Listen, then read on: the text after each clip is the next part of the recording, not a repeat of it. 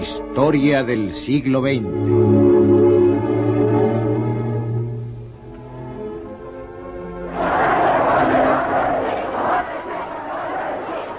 La revolución de un solo hombre, Mao Zedong. Este hombre, Mao Zedong, condujo un país de 540 millones de campesinos hacia el mundo moderno. Lo consiguió tras medio siglo de guerras civiles e internacionales. Utilizó una mezcla de nacionalismo y comunismo para mantener al pueblo unido y dirigió el Partido Comunista Chino durante 42 años.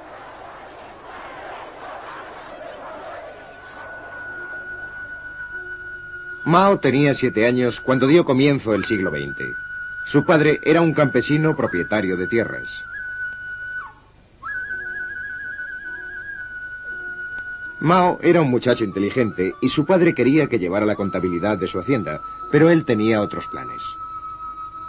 El joven campesino de provincia se mantenía atento mientras el gobierno de la emperatriz viuda se hundía en el caos.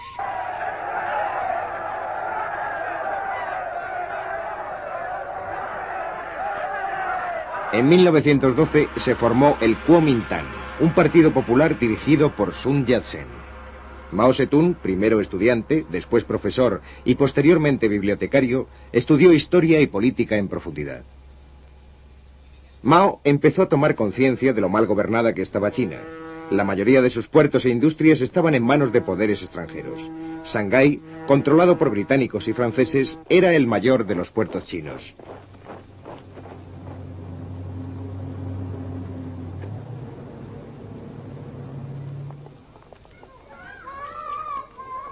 En 1921, curiosamente en un colegio de chicas, se reunieron por primera vez los fundadores del Partido Comunista Chino. Mao se encontraba entre ellos. Decidieron unir sus fuerzas a las del Kuomintang. Numerosas partes del país estaban dominadas por los jefes guerreros locales. El ejército del Kuomintang, ahora respaldado por los comunistas, marchó contra ellos. Más tarde, Mao fue a la provincia de Jiangxi para organizar un ejército campesino.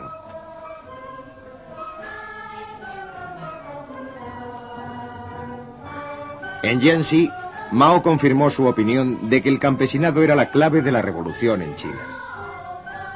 En 1927, la campaña del Kuomintang contra los jefes guerreros estaba en marcha. Pero las envidias de los comunistas en el interior del Kuomintang llevaron a una purga que supuso un desastre para estos. En una especie de noche de los cuchillos largos, algunos líderes comunistas fueron asesinados en Shanghái. Mao tuvo la suerte de no encontrarse allí. Algunos comunistas escaparon, refugiándose en las escasas plazas fuertes que aún conservaban. Me gustaría presentarles al presidente del gobierno nacional. El nuevo líder del Kuomintang era Chiang Kai-shek. Larga vida a los 3 principios del pueblo. Larga vida al espíritu revolucionario de la China nacionalista. Chiang odiaba el comunismo. Ordenó que sus tropas rodearan las bases comunistas de Jiangxi. Poco a poco fueron intentando acabar con ellos en una serie de campañas de exterminio.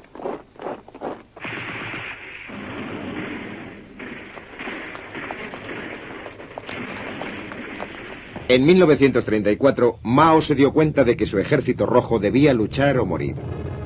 Así que unos 100.000 hombres emprendieron la legendaria Larga Marcha, un recorrido de 9.600 kilómetros para el que necesitaron un año.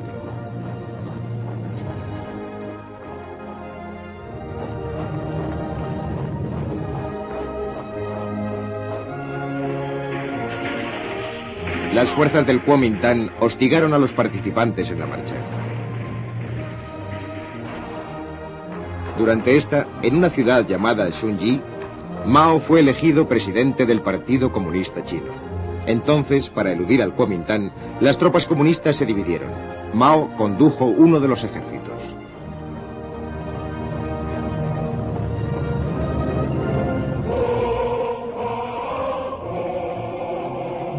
Aunque hubo desacuerdos, los participantes en la marcha acabaron por llegar a los territorios del noroeste que estaban en manos comunistas. Solo 30.000 sobrevivieron. Establecieron una base en los alrededores de la pequeña ciudad de Yenan. Vivían en cuevas hechas en las laderas de las colinas.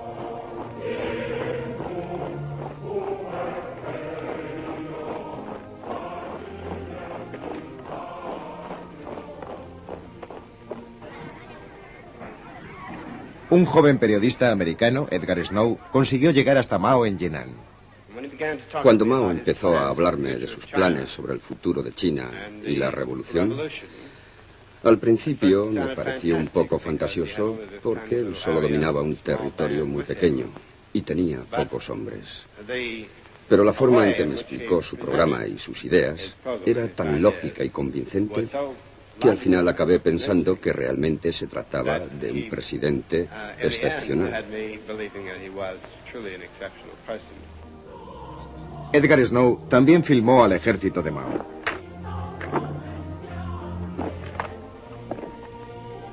Era el momento de hacer planes y preparativos.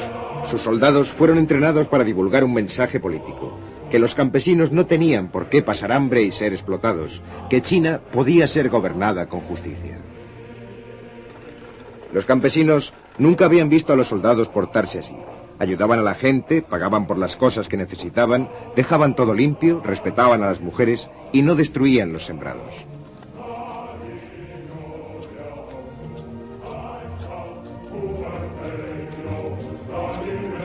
En 1937, Japón empezó una guerra con China.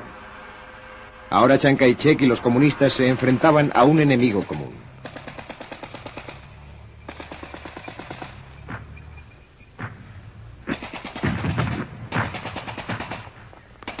Los comunistas pidieron que se formara un frente único para combatir a Japón.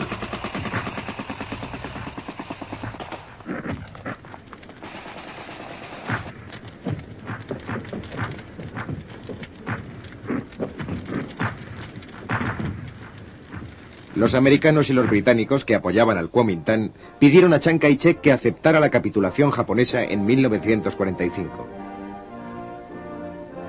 Los americanos intentaron lograr que los comunistas formasen una coalición con el gobierno chino. Pero no se llegó a un acuerdo y estalló la guerra civil.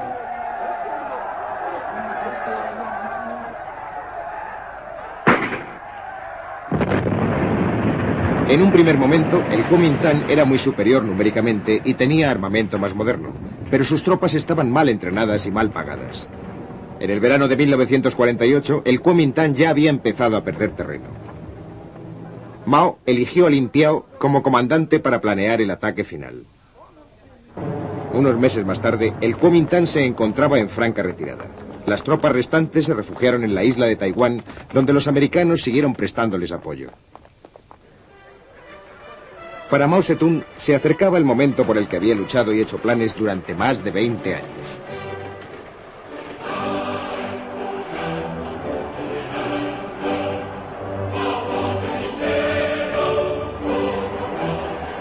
El 1 de octubre de 1949, Mao y sus colaboradores se apostaron en la Puerta de la Paz Celestial de Pekín y Mao proclamó la nueva República Popular China.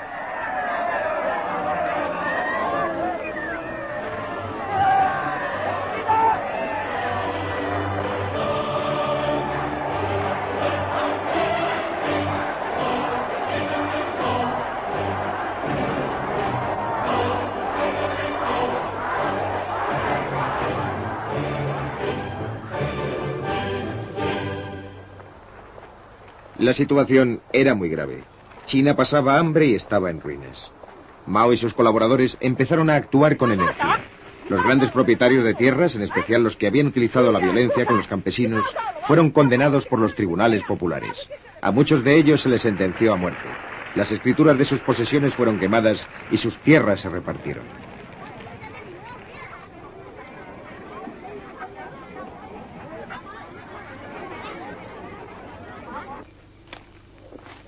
Muchos campesinos recibieron una parcela de terreno por primera vez.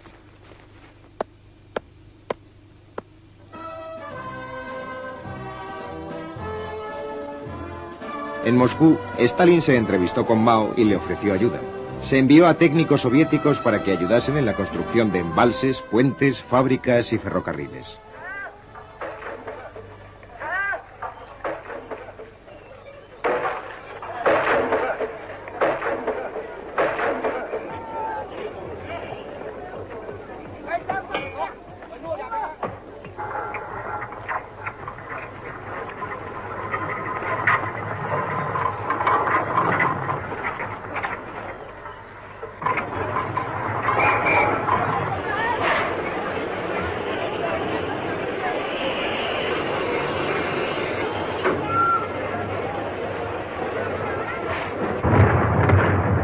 En 1950, la Guerra de Corea llevó a China a un enfrentamiento con las Naciones Unidas. En octubre, las tropas de esta organización condujeron nuevamente a los norcoreanos hasta la frontera china y Mao, a su vez, envió voluntarios a Corea atravesando el río Yalu.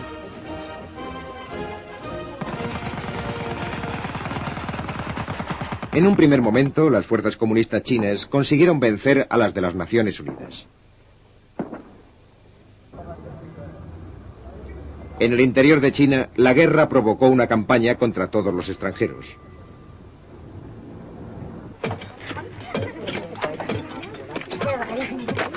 Mao quería estimular a la población para que consiguieran nuevos logros por sus propios medios. A mediados de los años 50 se formaron los colectivos agrícolas. Un colectivo era la unión de las pequeñas propiedades de los campesinos en unidades mayores. Se crearon más escuelas. Los campesinos eran entrenados como soldados a tiempo parcial. Mao tenía confianza en lo que hacía y aceptaba las críticas. En 1957, con el eslogan de que florezcan las 100 flores, pidió a los intelectuales que expresasen su opinión sobre el gobierno. Pero la campaña se le fue de las manos. Mao y el Partido Comunista fueron atacados abiertamente. La campaña de las 100 flores se dio por terminada. En 1958 llegó el gran salto hacia adelante, un enorme esfuerzo para colocar a China al mismo nivel que el industrializado mundo occidental.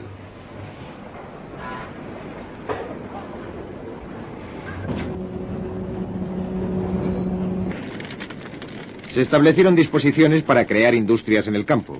En toda China, los campesinos intentaron producir acero en sus propios hornos. Trabaja duro durante 3 años y sé feliz durante 1000, decía el eslogan.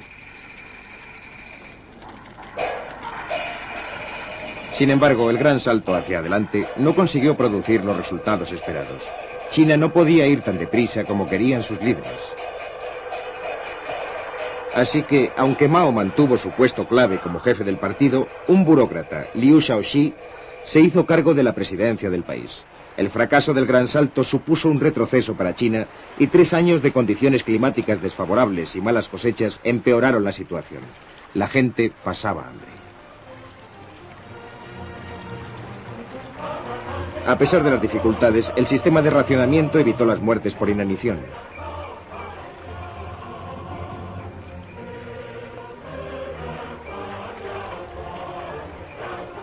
En 1960, Khrushchev visitó Pekín. Tras la fachada sonriente, aumentaba la desconfianza y la sospecha entre China y la Unión Soviética. ¿Avanzaba China demasiado deprisa?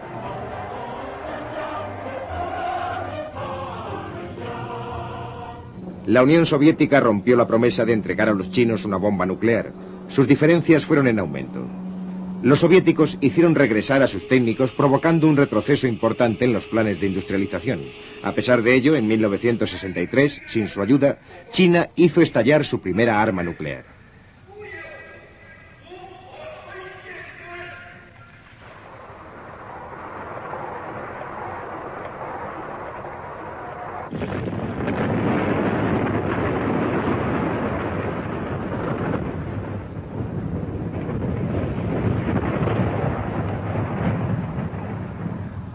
El presidente Mao no estaba contento con el creciente poder de la burocracia china.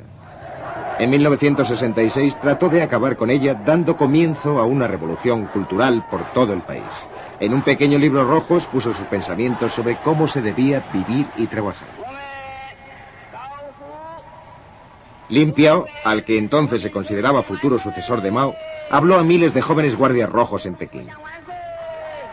En nombre de la revolución cultural, se decidió acabar con las instituciones. La esposa de Mao, Jiang Qin, aportó sus propias ideas. Ella deseaba una revolución en las artes. Las escuelas y las universidades cerraron sus puertas. Los guardias rojos llevaron a cabo una violenta campaña contra todo lo que recordase el viejo mundo. Los oponentes de Mao fueron estigmatizados y hechos desaparecer.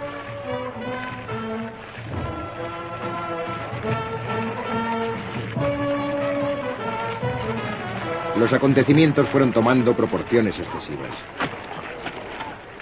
Solo una cosa podía hacerse: llamar al ejército para que restableciese el orden. Y así, el ejército tomó las fábricas, las comunas, los colegios.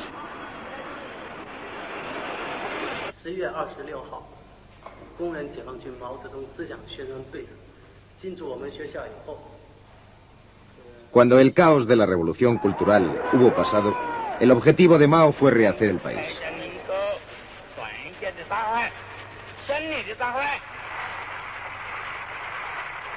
Más importante que la revolución en el campo y en las fábricas, iba a ser la revolución operada en el nuevo hombre chino. Mientras tanto, en el norte, soviéticos y chinos se enfrentaron en los territorios fronterizos. Los líderes chinos veían a la Unión Soviética como una amenaza creciente. Los noticiarios expresaban esos temores. Podemos sacrificar nuestras vidas, pero no podemos perder ni una sola pulgada del sagrado territorio de nuestra patria. De esta forma, China empezó a cultivar las relaciones con otros gobiernos. Y en 1972, el presidente norteamericano Richard Nixon viajó a Pekín, acabando así casi 25 años de hostilidad entre China y Estados Unidos. Por fin, la China comunista ocupó en la ONU el lugar que hasta entonces había ocupado el Kuomintang exiliado en Taiwán.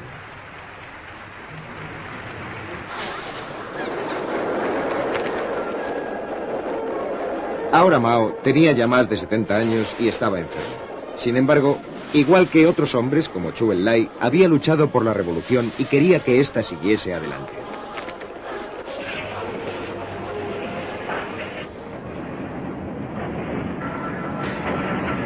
Creía firmemente que la revolución era vital para el proceso de industrialización chino.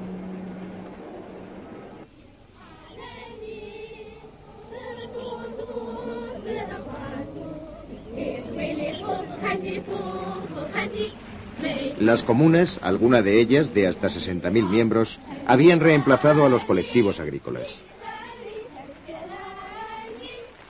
Mao había logrado mejorar el nivel de vida de centenares de millones de chinos.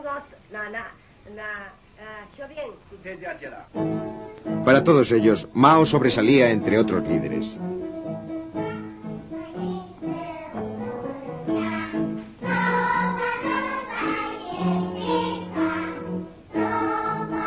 Los pensamientos del presidente eran el tema de las canciones infantiles. Sus escritos políticos eran citados para apoyar cualquier reglamento o ley que el gobierno decidiese dictar. Mao seguía siendo el reverenciado gran líder cuando murió en septiembre de 1976. Aquellos que, como su viuda, usaban las palabras de Mao para promover leyes extremistas, fueron pronto sustituidos. El liderazgo del país mayor del mundo recayó en Hua Kuo-fen. Aunque la nación seguía dominada por la memoria de Mao Zedong.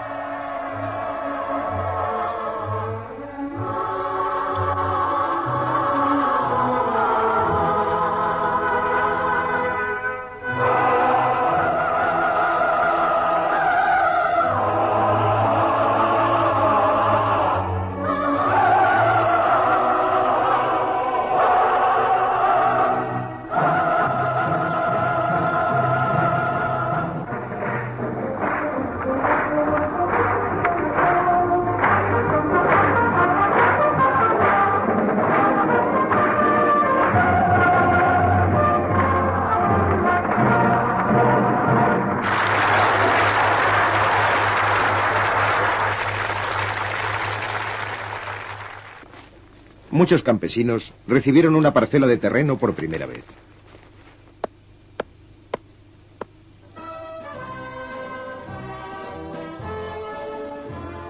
En Moscú, Stalin se entrevistó con Mao y le ofreció ayuda. Se envió a técnicos soviéticos para que ayudasen en la construcción de embalses, puentes, fábricas y ferrocarriles.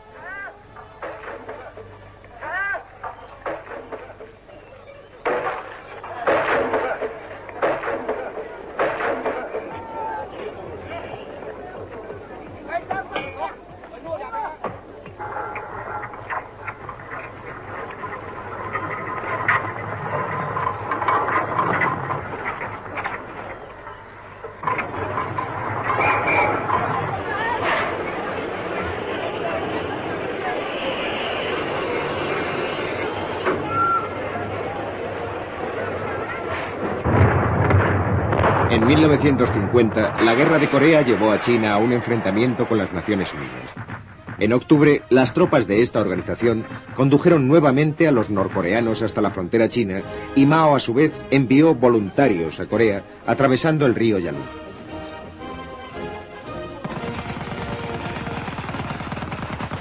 En un primer momento, las fuerzas comunistas chinas consiguieron vencer a las de las Naciones Unidas. En el interior de China, la guerra provocó una campaña contra todos los extranjeros.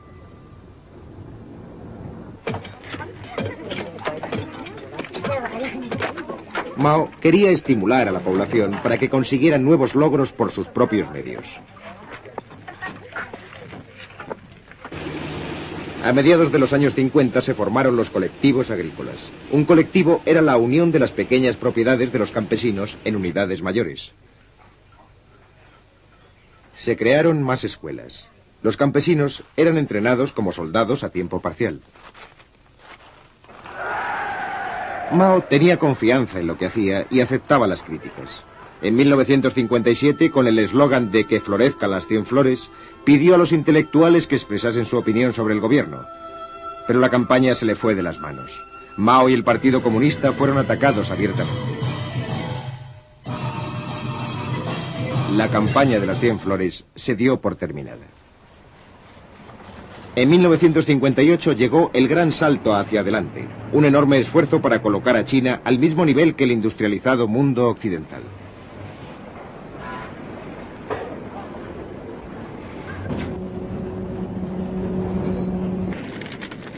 Se establecieron disposiciones para crear industrias en el campo. En toda China, los campesinos intentaron producir acero en sus... En un primer momento, el Kuomintang era muy superior numéricamente y tenía armamento más moderno, pero sus tropas estaban mal entrenadas y mal pagadas. En el verano de 1948, el Kuomintang ya había empezado a perder terreno. Mao eligió a Lin Piao como comandante para planear el ataque final. Unos meses más tarde, el Kuomintang se encontraba en franca retirada. Las tropas restantes se refugiaron en la isla de Taiwán, donde los americanos siguieron prestándoles apoyo. Para Mao Zedong se acercaba el momento por el que había luchado y hecho planes durante más de 20 años.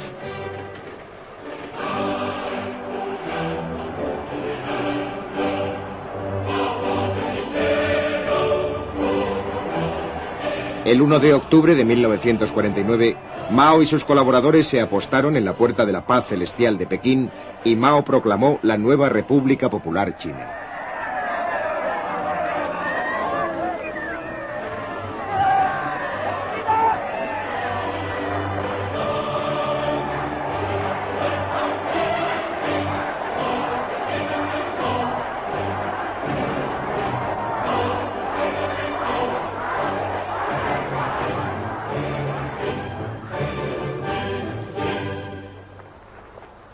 La situación era muy grave. China pasaba hambre y estaba en ruinas. Mao y sus colaboradores empezaron a actuar con energía. Los grandes propietarios de tierras, en especial los que habían utilizado la violencia con los campesinos, fueron condenados por los tribunales populares. A muchos de ellos se les sentenció a muerte. Las escrituras de sus posesiones fueron quemadas y sus tierras se repartieron.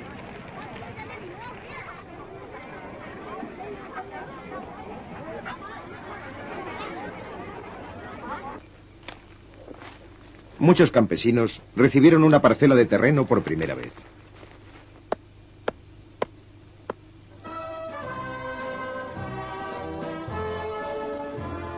En Moscú, Stalin se entrevistó con Mao y le ofreció ayuda. Se envió a técnicos soviéticos para que ayudasen en la construcción de embalses, puentes, fábricas y ferrocarriles.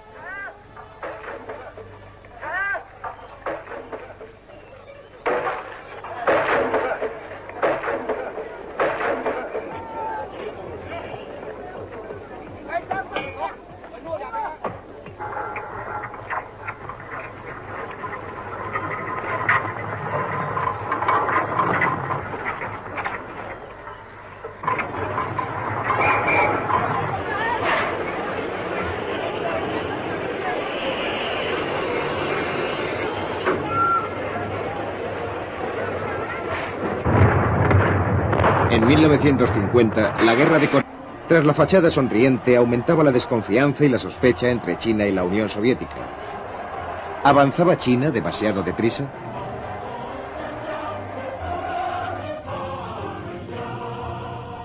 La Unión Soviética rompió la promesa de entregar a los chinos una bomba nuclear. Sus diferencias fueron en aumento.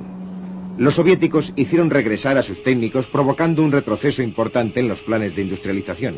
A pesar de ello, en 1963, sin su ayuda, China hizo estallar su primera arma nuclear.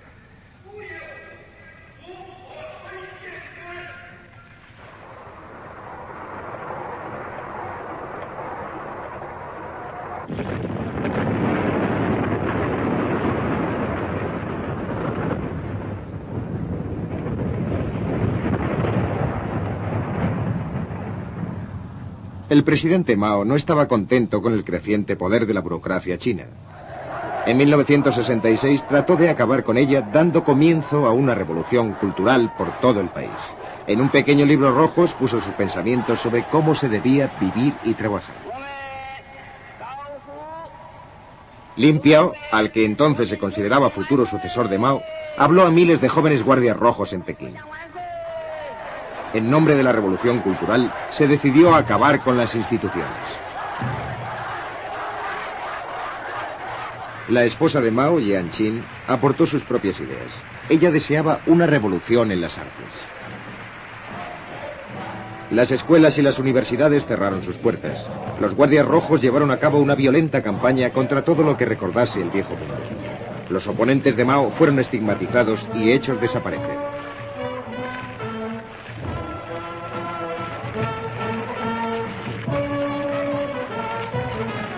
Los acontecimientos fueron tomando proporciones excesivas. Solo una cosa podía hacerse: llamar al ejército para que restableciese el orden. Y así, el ejército tomó las fábricas, las comunas, los colegios.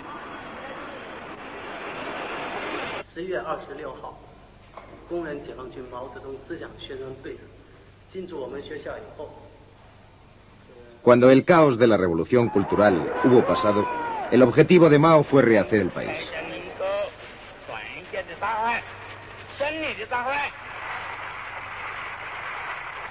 Más importante que la revolución en el campo y en las fábricas, iba a ser la revolución operada en el nuevo hombre chino.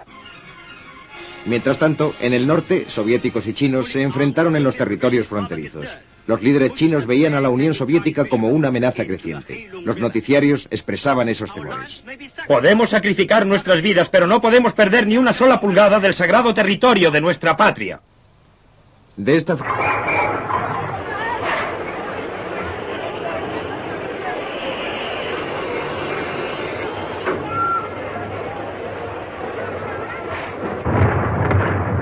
En 1950, la Guerra de Corea llevó a China a un enfrentamiento con las Naciones Unidas.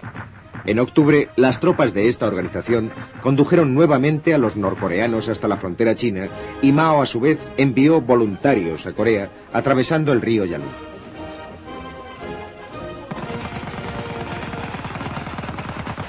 En un primer momento, las fuerzas comunistas chinas consiguieron vencer a las de las Naciones Unidas.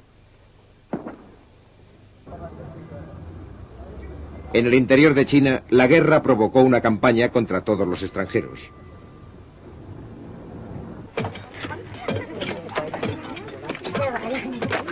Mao quería estimular a la población para que consiguieran nuevos logros por sus propios medios.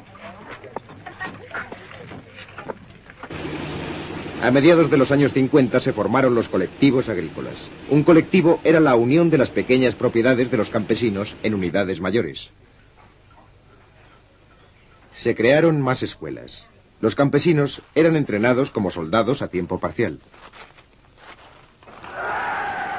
Mao tenía confianza en lo que hacía y aceptaba las críticas. En 1957, con el eslogan de que florezcan las 100 flores, pidió a los intelectuales que expresasen su opinión sobre el gobierno. Pero la campaña se le fue de las manos. Mao y el Partido Comunista fueron atacados abiertamente. La campaña de las 100 flores se dio por terminada. En 1958 llegó el gran salto hacia adelante, un enorme esfuerzo para colocar a China al mismo nivel que el industrializado mundo occidental.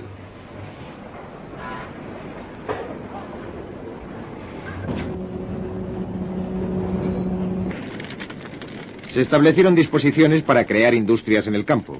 En toda China, los campesinos intentaron producir acero en sus propios hornos. Trabaja duro durante 3 años y sé feliz durante 1000, decía el eslogan. Sin embargo, el gran salto hacia adelante no consiguió producir los resultados esperados. China no podía ir tan deprisa como querían sus líderes. Así que, aunque Mao mantuvo su puesto clave como jefe del partido, un burócrata, Liu Shaoxi, se hizo cargo de la presidencia del país. El fracaso del gran salto supuso un retroceso para China y 3 años de condiciones climáticas desfavorables y malas cosechas empeoraron la situación. La gente pasaba hambre. A pesar de las dificultades, el sistema de racionamiento evitó las muertes por inanición. Lo consiguió tras medio siglo de guerras civiles e internacionales. Utilizó una mezcla de nacionalismo y comunismo para mantener al pueblo unido y dirigió el Partido Comunista Chino durante 42 años.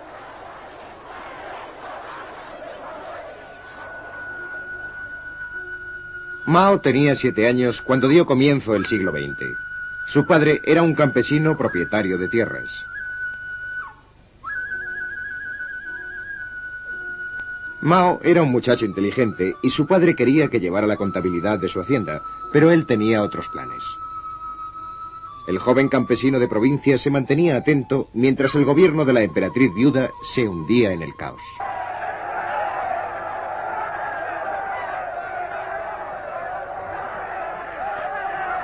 En 1912 se formó el Kuomintang, un partido popular dirigido por Sun Yat-sen. Mao Zedong, primero estudiante, después profesor y posteriormente bibliotecario, estudió historia y política en profundidad. Mao empezó a tomar conciencia de lo mal gobernada que estaba China. La mayoría de sus puertos e industrias estaban en manos de poderes extranjeros. Shanghái, controlado por británicos y franceses, era el mayor de los puertos chinos.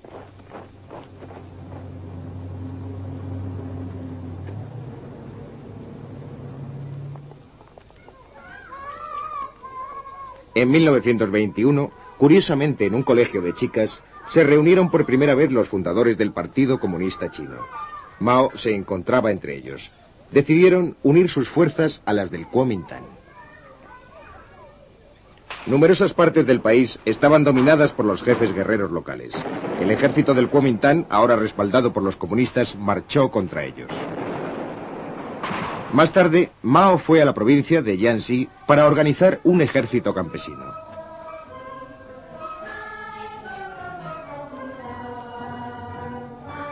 En Jiangxi, Mao confirmó su opinión de que el campesinado era la clave de la revolución en China. En 1927, la campaña del Kuomintang contra los jefes guerreros estaba en marcha. Pero las envidias de los comunistas en el interior del Kuomintang llevaron a una purga que supuso un desastre para estos. En una especie de noche de los cuchillos largos, algunos líderes comunistas fueron asesinados en Shanghái. Mao tuvo la suerte de no encontrarse allí. Algunos comunistas escaparon, refugiándose en las escasas plazas fuertes que aún conservaban. Me gustaría presentarles al presidente del gobierno nacional. El nuevo líder del Kuomintang era Chiang Kai-shek. Larga vida a los 3 principios del pueblo.